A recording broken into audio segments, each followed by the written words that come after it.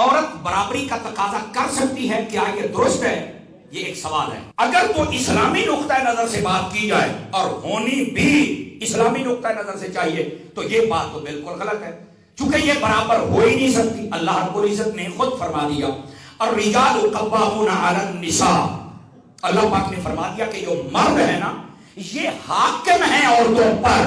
تو جن مردوں کو رب نے فضیلت عطا فرمائی ہے یہ عورتیں کیسے ان کے برابر ہونا چاہتی ہیں؟ یہ فلسفہ قرآنی اور حکم قرآنی کے خلاف ہے اور ایسا کوئی مسلمان برداشت کر نہیں سکتا۔ اگر عورت کو برابری کرنے کا شوق ہے تو پھر میرے چند سوال ہیں، پہلے وہ پورا کرے پھر برابری کرے۔ کون کون سے؟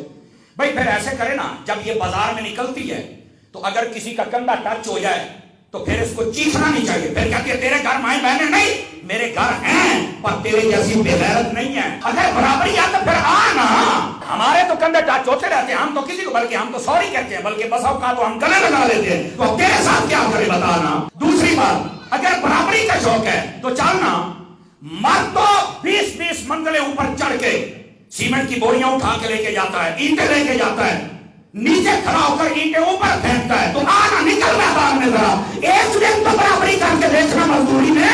جس کی حلال کی کمائی کو تو حرام کے پیسوں کی طرح اڑاتی رہتی ہے اور گھر میں تماشا بناتی ہے کہ تو میری ضرورتیں پوری نہیں کرتا، ایسی بے حیا عورت کو میرا یہ درس ہے، سبق ہے، یہ پیغام ہے کہ نکل مرد کی برابری کر کے تو دکھانا۔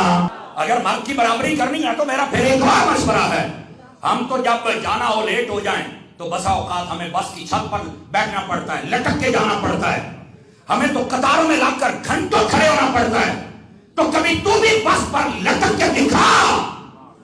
بس کے اندر جاتے ہی کنڈکٹر کو کہہ دیتی ہے مجھے سیٹ پہ بٹھا دے، میں لیڈی ہوں۔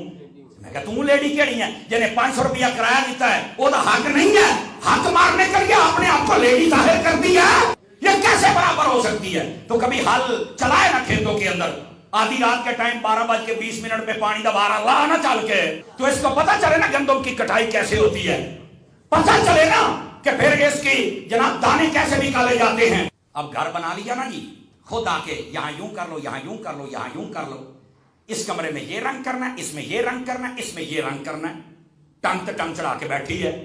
اور پھر جب پسند نہیں آیا عبداللہ کے پاپا اس کو بدل دیا جائے ذرا، ہیں؟ تو میں نے کہا عبداللہ کا پاپا جو بدلے تو 50,000 پھر لاوے، تو کہتی ہے میں باپ کے برابر ہوں، پر کرونا ذرا باہر بھی نہ لا لی، کرونا رنگ میں دیکھتا ہوں تو کیسے برابر ہے۔ کچھ خدا کا خوف کرو عورتوں، تمہیں اسلام نے گھر بیٹھ کر وہ چیز عطا فرما دی جو مرد باہر جا کر بھی شاید حاصل نہیں کر پاتا۔